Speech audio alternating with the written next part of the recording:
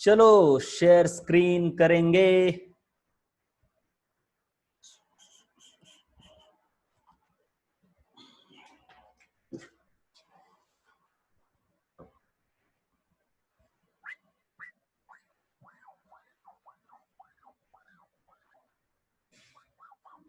काय बॉस बेटा थांब, मी बघतो काय काय झाले, सर्व राईट करतो मी।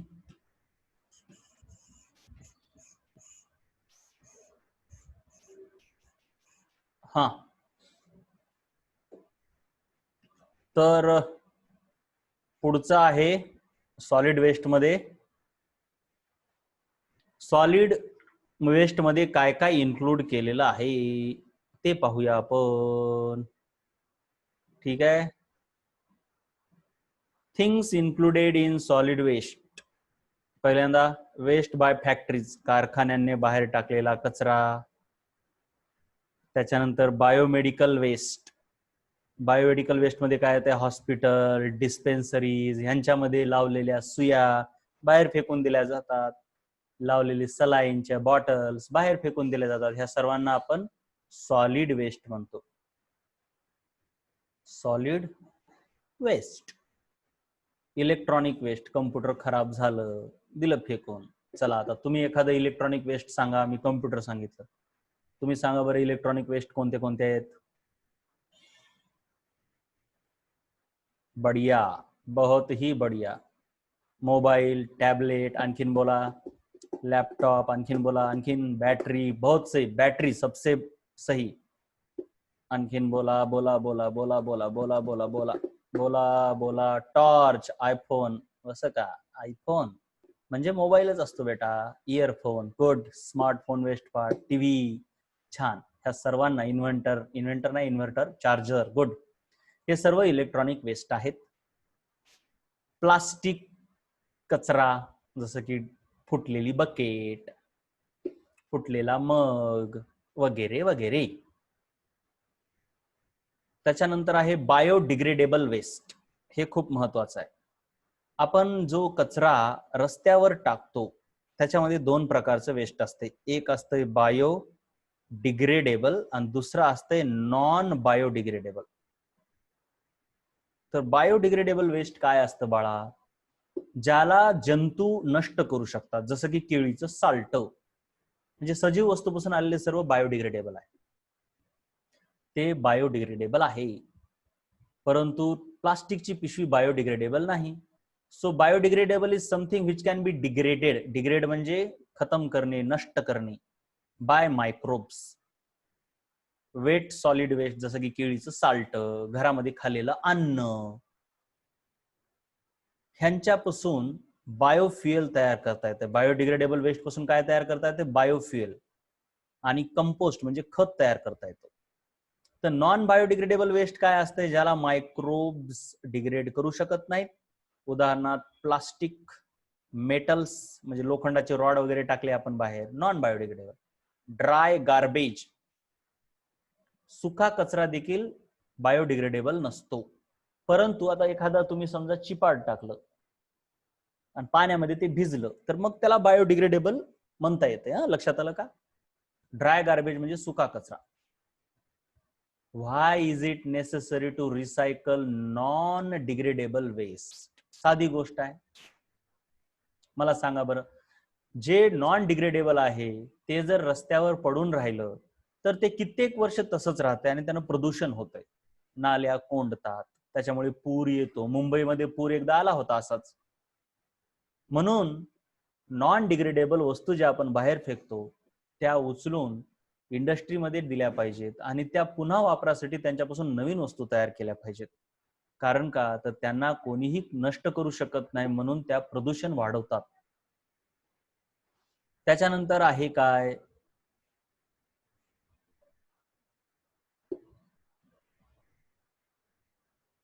ठीक आहे, मग आता हे पेज नंबर 102 वरचा चार्ट तुम्ही बघून घ्या, सोपा आहे।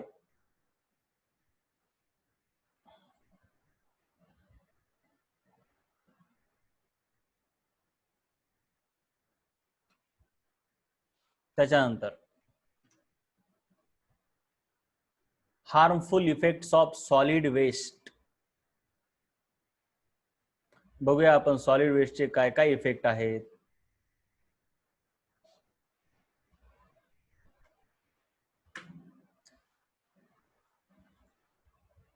तुम्हीच सांगू शकता तरी पण बघूया. सर्वात पहिले इफेक्ट ऑन बायोडायव्हर्सिटी. बायोडायव्हर्सिटीवर इफेक्ट कसा होतो सॉलिड वेस्टमुळे. समजा एखादी स्पीसीजला त्रास व्हायला लागला तर त्याच्यामुळे काय होतंय, ती स्पीसीज नष्ट होऊ शकते आणि म्हणून बायोडायव्हर्सिटी मध्ये काय होतो, परिणाम होतो. नेक्स्ट काय आहे, बॅड ऑर्डर. घाण वास येतो सॉलिड वेस्टचा. त्याच्यापासून टॉक्सिक गॅसेस तयार होतात. कधी उकिरड्याच्या जवळ जाऊन बघा, थोडगा रोडला जाताना एक प्लॉट आहे बघा, त्याच्यावर खूप मोठ्या प्रमाणामध्ये कचरा टाकलेला आहे बाबा, खूप मोठ्या प्रमाणात. त्याच्या जवळून जाताना देखील वास येतो बघा. त्याच्यानंतर डिग्रेडेशन ऑफ नॅचरल ब्युटी. घाण काही पण रस्त्यावर कचरा टाकला तर ते सुंदर दिसतं का, उगं घाण दिसतं, उगं फालतू वाटतं. नैसर्गिक सौंदर्य नष्ट होतं. हवेचं प्रदूषण देखील होते, कारण का टॉक्सिक गॅसेस तयार होतात, म्हणून वॉटर प्रदूषण, एअर प्रदूषण, वॉटर पोल्युशन पण होतं. कारण का तर तिथं पाणी साचलं, ते पाणी जमिनीत मुरतं आणि ते खराब असतं. त्यानंतर जमिनीचं प्रदूषण होतं. ज्या जमिनीवर सॉलिड वेस्ट टाकलाय त्यानंतर त्या सॉलिड वेस्ट पासून डिसीजेस मोठ्या प्रमाणामध्ये पसरतात. So these are the harmful effects of solid waste.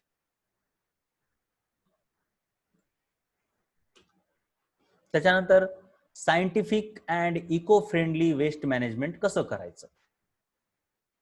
Scientific and eco friendly waste management. Solid वेस्टचं कसं मॅनेजमेंट करायचं सायंटिफिक रीतीनं.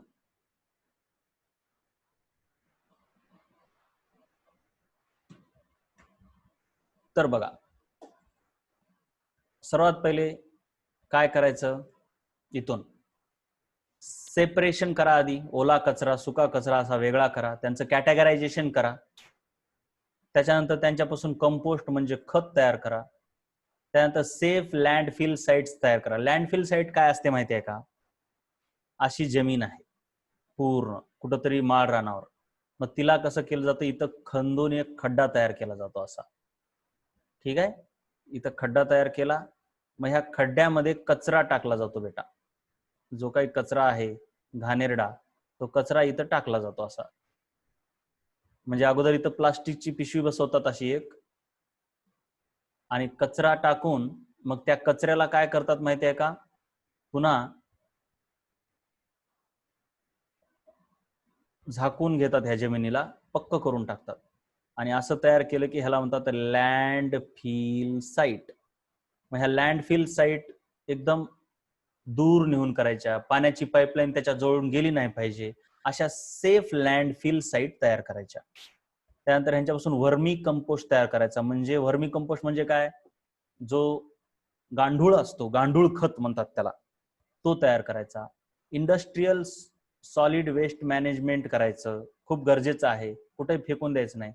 पायरोलायसिसनं एनर्जी तयार करायची. पायरोलायसिस म्हणजे काय, जे वेस्ट मटेरियल आहे त्या वेस्ट मटेरियलला काय करायचं, एका चुलीत भरायचं. त्या चुलीवरती भांड ठेवा आणि तिथं आग लावायची, आणि मग ह्याच्यापासून जे काय आग यायला त्या आगीनं काय करायचं, पाण्याला वाफेत कन्वर्ट करायचं. आणि पाण्याला वाफेत कन्वर्ट केलं की त्याच्यापासून एनर्जी तयार होते, म्हणजे इलेक्ट्रिसिटीचं टर्बाईन फिरवता येते. ते कसं करायचं, ग्रीन एनर्जी चॅप्टर मध्ये आपण पाहूया. पण एवढंच, जे काही कचरा आहे त्या कचऱ्याला जाळून त्याच्यापासून एनर्जी तयार करता येते.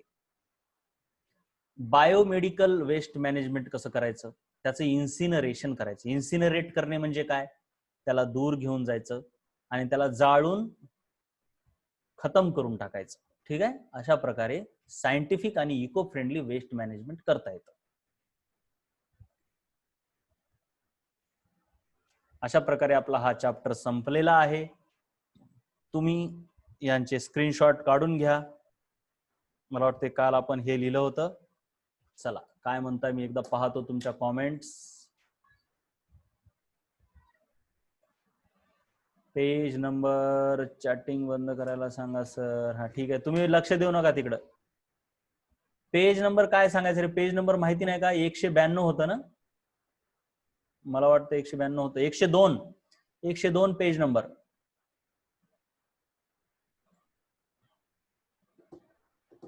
हा, चॅटिंग कडे लक्ष देऊ नका बाळांनो, तेवढं टेन्शन घेऊ नका. कोणतं कशाला पेज नंबर नेमकं तुम्ही काय म्हणता मला कळत नाही. इथं पुढे नोट्स असतात, त्यांना काही अडचण जाते का? जरा एकदा सांगा बरं मला, काही प्रॉब्लेम आहे का ते सांगा, म्हणजे मला पुढच्या वेळेस लक्ष करून पेज नंबर सांगता येते. नेमकं तुम्ही पेज नंबर कशासाठी म्हणता? चला, पेज आलाय का सर्वात पहिले सांगा.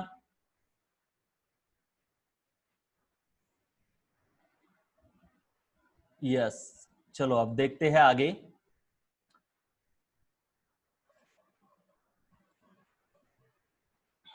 थांबा, जे अवघड प्रश्न आहे, जे तुम्हाला डिफिकल्ट वाटतंय लिहायला, ते तसे मोठे प्रश्न तुम्हाला मी सांगतो. मी तुम्हाला गाईड, म्हणजे एक तर लक्षात घ्या, सर्वांनी काय करायचंय, नवनीत असेल किंवा दुसरं टार्गेटचं गाईड असेल, वाचा. पण ते रट्टा मारून जशाला तसं एक्झाम मध्ये लिहू नका. एक्झाम मध्ये जशाला तसं लिहू नका. एक्झाम मध्ये आता बघा, नवनीत मधलं वाचून एक्झाम मध्ये कसं लिहायचं, कसे वाक्य थोडेसे चेंज करायचे, जेणेकरून ते आपलं उत्तर वाटलं पाहिजे, ते मी तुम्हाला थोडंसं ह्या चॅप्टर मध्ये सांगतो. बघा काय म्हटलेलं आहे, identify the type of disaster and describe the effects of the same in brief. चला, ह्याच्यामध्ये आहे बघा, मी सांगतो समजून तुम्हाला.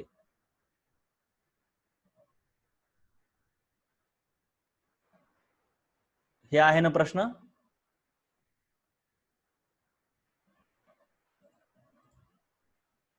तुम्ही ना बिनकामाची चॅट करू नका आता, मी सांगतोय. सर माझ्या नावानं दुसरं कोणी आलंय. हा ठीक आहे, बघूया असेल कोणतं मूर्ख, सोडून द्या, टेन्शन घेऊ नका त्यांचं. 1-2 दिवस राहू दे, नंतर बघतो मी.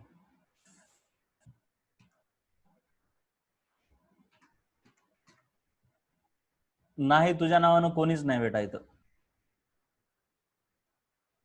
मी बघितलं चेक करून, कोणी नाही तुझ्या नावानं. हा, तर आपण आता बघूया.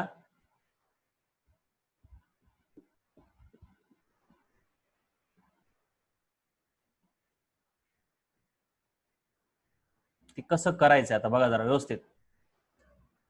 तर इथं काय म्हटलंय बघा, identify the type of disaster and describe the effect of the same in brief. सर्वात पहिलं दिलेलं आहे टेररिझम. तर ह्या वाक्यात काहीच बदल करू नका, मॅनमेड आहे, इंटरनॅशनल टाइपचा आहे, नो प्रॉब्लेम. आता बघा इथं काय दिलंय, due to activities of terrorism many innocent lives are lost, many are seriously injured, some become crippled for their entire life. आता बघा, एक क्रिपल्ड शब्द आहे, ते तसं जशाला तसं नाही वापरायचा.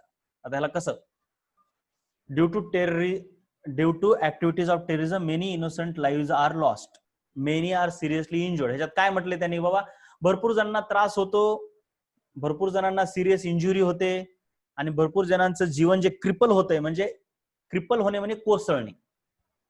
मला काय म्हणायचं, ओव्हरऑल मध्ये ह्याच्यात काय लिहायचं बघा, due to terrorist activities innocent peoples die, हे का नाही, इथं काय लिहिलंय, लाईव्स आर लॉस्ट, जीवन लॉस्ट होणे, म्हणजे ह्याला आपण काय लिहू शकतो, एक शब्द डाय, ठीक आहे, मरतात, हे शब्द लिहू शकता. मेनी आर सिरियसली इंजुअर्ड आणि सम क्रिपल्ड, म्हणजे आता हे जशाल तसं नाही लिहायचं, ह्याच्यात काय लिहायचं मग हे वाक्य तुम्ही वगळू शकता, काही लिहायची गरज नाही. आणि some become crippled for their entire life म्हणण्यापेक्षा some suffer for their entire life. सफर हे मनानं शब्द लिहू शकता का नाही तुम्ही. सफर होणे म्हणजे काय, सफर होणे म्हणजे एखाद्या गोष्टीने सफर होणे म्हणजे त्याची पीडा यातना महाग लागणे. I am suffering from mental stress, म्हणजे मला मेंटल स्ट्रेसचं दुखणं आहे. सफर करणे म्हणजे कळलं का, सफर म्हणजे हिंदी मधलं सफर नाही. हा,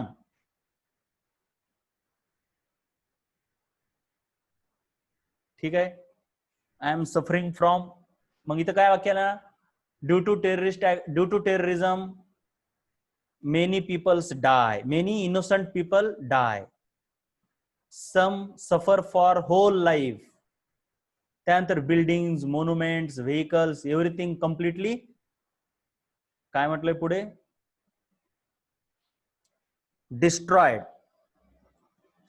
मग आता हे 2-3 वाक्य पुन्हा त्यानंतर मग आता ते हे तर जशाल तसं लिहू शकता तुम्ही. All important buildings and monuments are destroyed असं लिहा. त्यानंतर काय, there is rift between different religions और सेक्ट्स.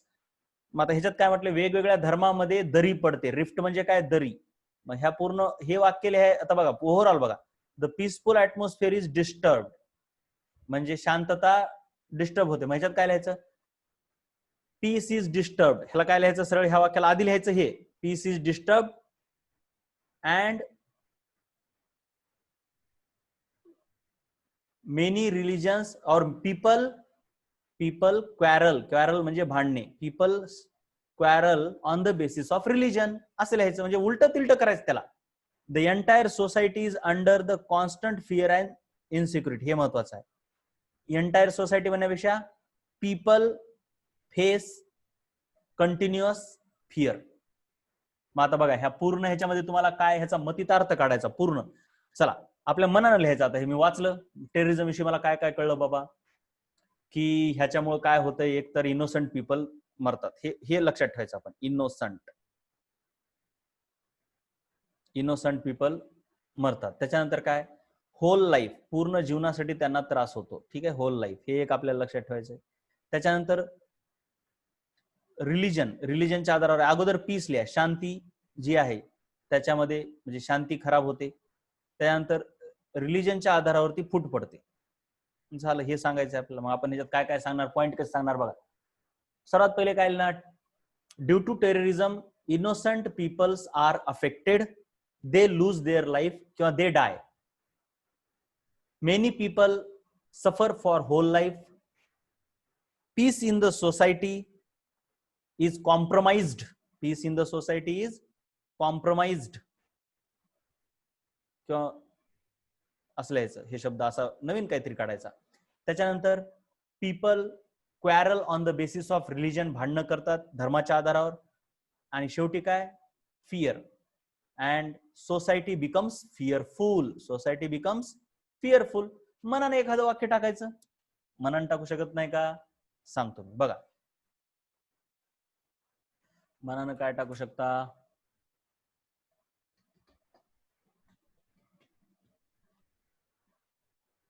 एखादं सांगा बरं, टेररिझम मुळे. हा, त्याच्यानंतर टेररिझम मध्ये काय होतंय, बरेच इनोसंट माणसं पण, आता लेकर जे टेररिस्ट असतात ना, त्यांना टेररिझम बनवणारे खूप भयानक असतात.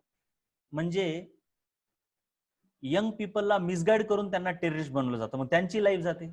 So young terrorist are not born terrorist, म्हणजे ते जन्मता टेररिस्ट नसतात. But by choosing the life of terrorism they destroy their life as well as society's life. म्हणजे त्यांची तर आयुष्य खतमच करून घेतात, सोसायटीला पण धोका तयार करतात. ठीक आहे, अशा प्रकारे एखादं नवीन वाक्य टाकायचं. चला मला एक सांगा, ह्या चॅप्टर मध्ये तुम्हाला जे जे प्रश्नांचे उत्तर अवघड चाललेत, एकदाच काय करा मला सांगा, मग मी त्या प्रश्नाचे उत्तर तुम्हाला एकदम सुरळीत लिहून देतो. का प्रत्येकच प्रश्नाच लिहून द्यायचे, सांगा बरं जरा मला व्यवस्थित. या चॅप्टर मध्ये जे काही प्रश्न तुम्हाला अवघड चाललेत ते एका कडीकून लिहून द्यायचेत का तुम्ही मला सांगता कोणते कोणते लिहून द्यायचेत? ते तुम्ही सांगता का सर्व लिहून देऊ, बोला.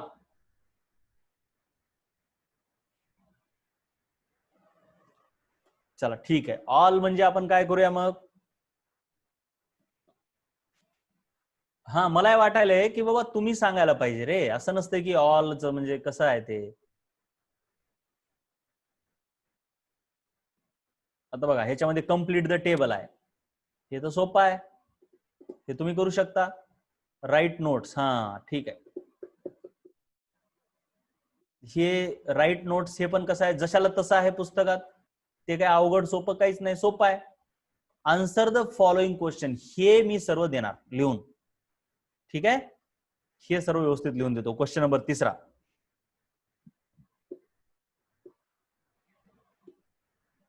चौथा एक लिहून देतो, 5वा लिहून देतो,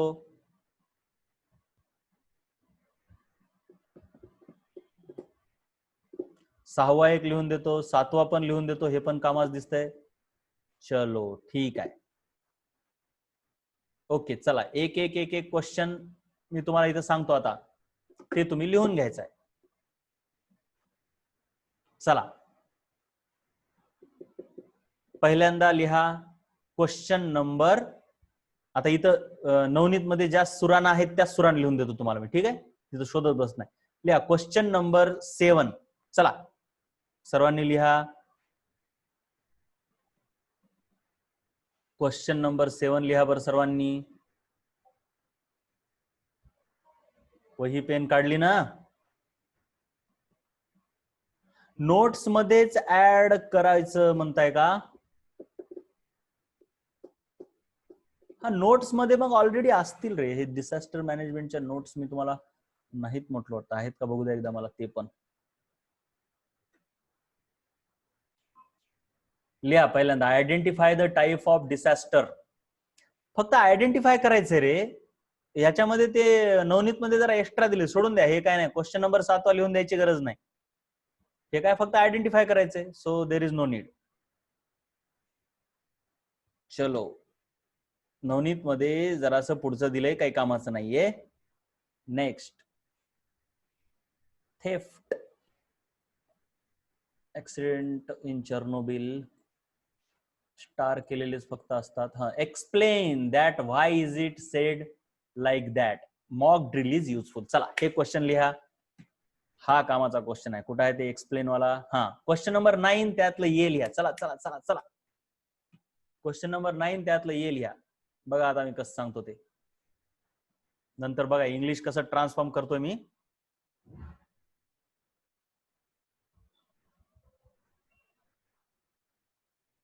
पहिल्या वाक्याचं ट्रान्सफॉर्मेशन कसं करतो बघा आता. लिहा mock drill is done to check alertness in case of actual disaster. Mock drill is done to check alertness in case of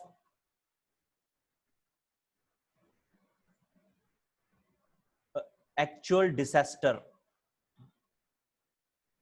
Mock drill is done to check alertness in case of actual disaster. बघा आता पुढचं वाक्य काय म्हणतंय.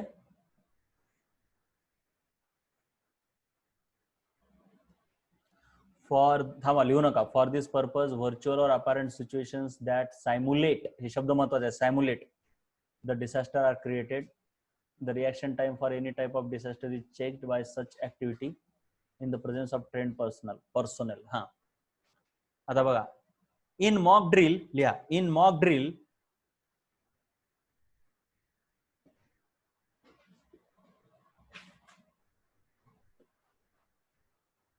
reaction time, in mock drill reaction time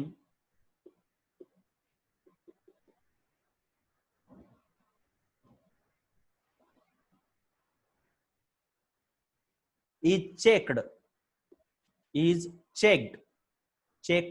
तुम्ही म्हणता checked पण ते असतं checked. In mock drill the reaction time is checked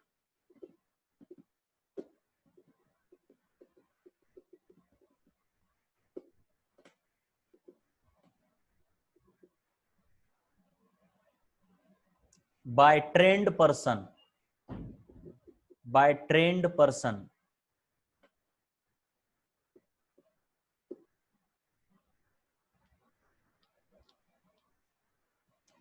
मग त्यात मॉक मध्ये काय करतात माहिती आहे का, एक इमॅजिनरी सिच्युएशन तयार करतात. इमॅजिनरी सिच्युएशन तयार करण्याला सायमुलेट करणे म्हणतात. सायमुलेट. सो लिहा here virtual disaster is simulated. Here virtual disaster is simulated. Here virtual disaster is simulated. SIMULATED. SIMULATED. SIMULATED.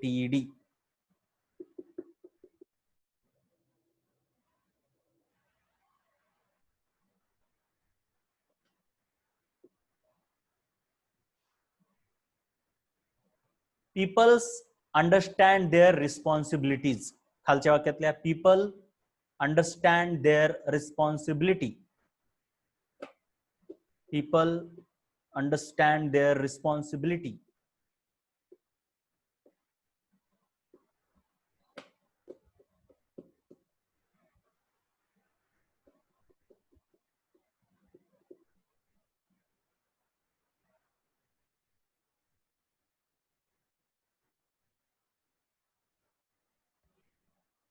त्याच्यानंतर mock drill increases efficiency.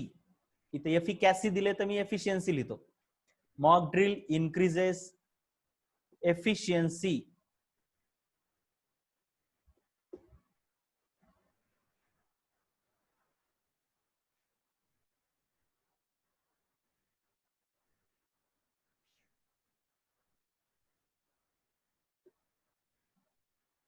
increases efficiency of system.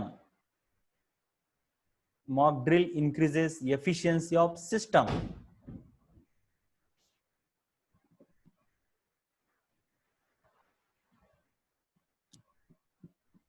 त्यानंतर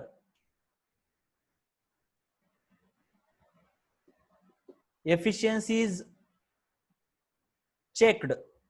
Efficiency is checked in mock drill. Efficiency is checked in mock drill. Mock drill मध्ये efficiency check केली जाते आणि त्याच्यामुळे efficiency वाढते. Efficiency म्हणजे expertness असं म्हणा तुम्ही.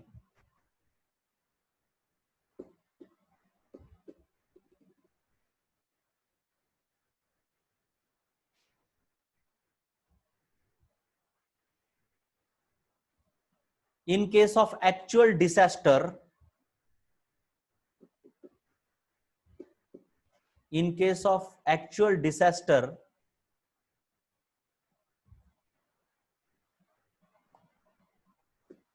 System is already prepared. म्हणजे जर ऍक्च्युअल डिसास्टर आलं की मॉक ड्रिल मुळे सिस्टीम ऑलरेडी प्रिपेअर झालेली आहे. In case of actual disaster,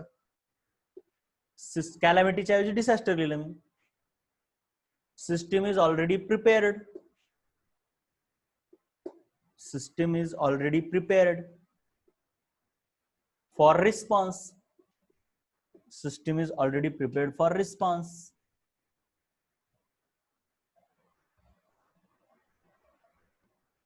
System is already prepared for response.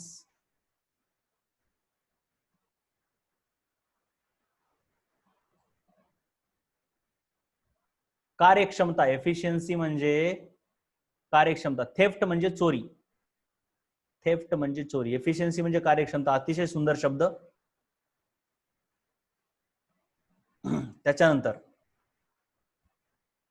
त्याच्यानंतर नेक्स्ट काय प्रश्न.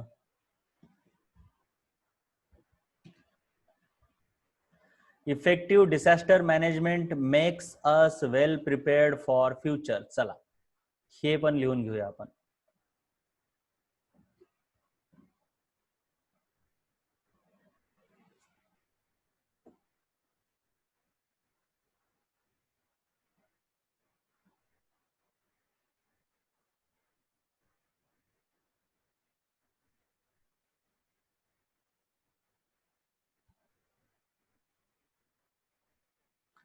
बघा आता पहिल्या 2-3 वाक्यात एकच लिहायचं.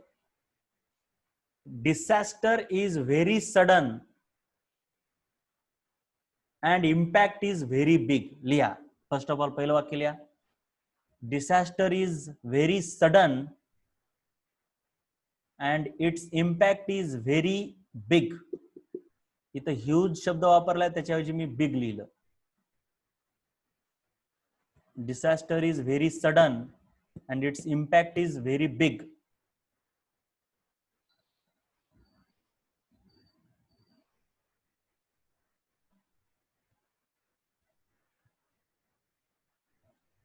पुन्हा खालचे 2-3 वाक्य दिलेत त्याच्यामध्ये काय दिले बाबा, की बाबा बऱ्यापैकी प्रॉपर्टी खराब होते, माणसं मरतात वगैरे वगैरे. मग ह्याच्यापैकी मी एकच वाक्य काय लिहितो, there is lot of destruction of society, environment and life. Society, environment, life and property. There is lot of destruction of society, environment, life. There is lot of destruction of society, life, environment and property. Society, life, environment and property. Society, life, environment and property.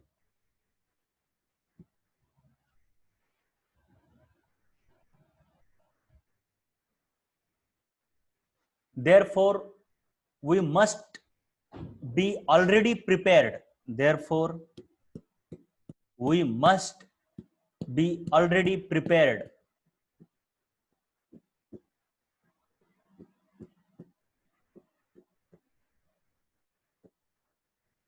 to face such disaster.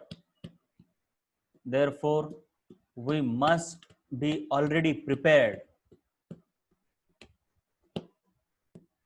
Therefore, we must be already prepared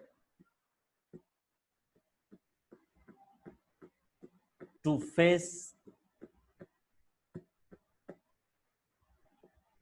we must be already prepared to face such disasters.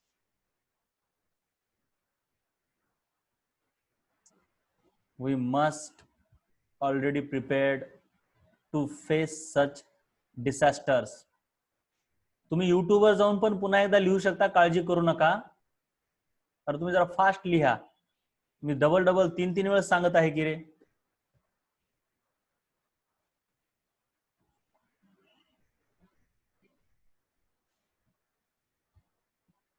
त्यामुळे मानता येईल. आता disaster केव्हा होणार हे तर आपण ठरवू शकत नाही, परंतु त्याची इफेक्ट आपण कमी करू शकतो. मग लिहायचं, we can not control onset. Onset म्हणजे सुरू होणे. We cannot control onset of natural disaster. आता वी कॅन नॉट म्हणण्यापेक्षा इट इज डिफिकल्ट टू असं लिहिता येते. It is difficult to control the onset of natural disaster. काय लिहिलं जमतंय. We cannot control, we cannot control onset of natural disaster,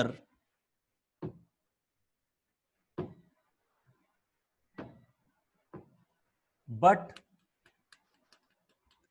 we cannot control the onset of natural disaster, but we can reduce its effects. But we can reduce its effects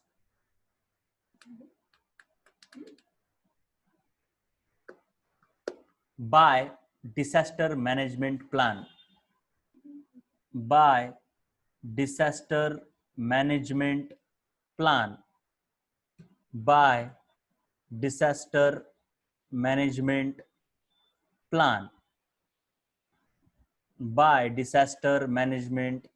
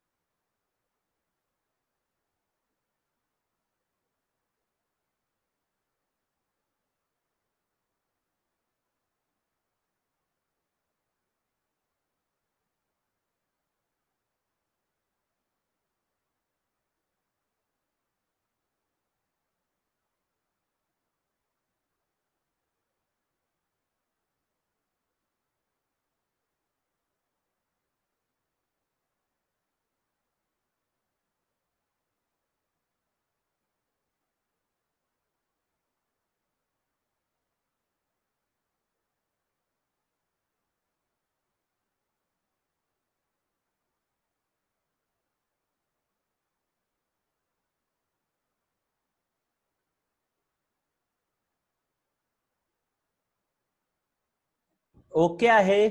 आपण आता पुढचा question उद्या घेऊया. ठीक आहे. Good bye, good night, good bye, good night. चलिए.